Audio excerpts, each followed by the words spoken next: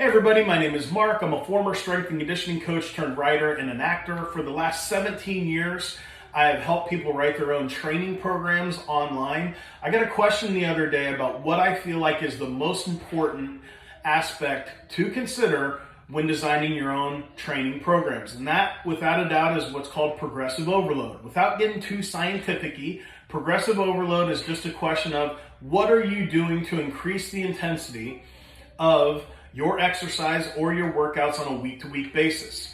Here's 5 things that I consider. First things first, the weight being used. You may do an exercise, let's say it's a dumbbell press, you're using 10-pound dumbbells. That next week, we're gonna try 15. See how many you can get on that. Sets and reps. I love tweaking volume within a program. So let's say we were doing that dumbbell press, you may do 2 sets of 10 one week. The next week, you may do 3 sets of 10.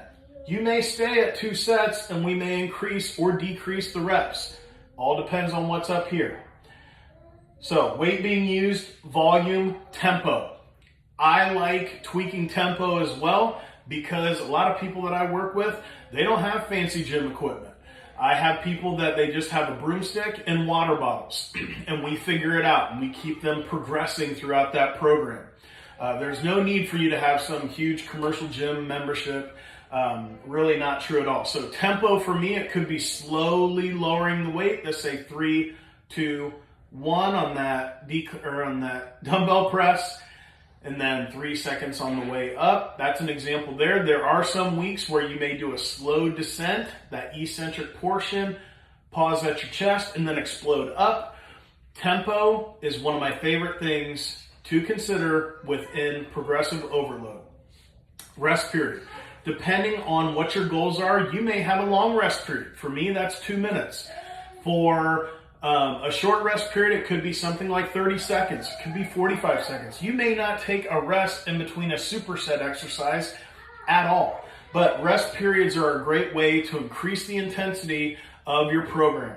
Deload. I wrote this down because this is a big buzzword in the lifting community right now.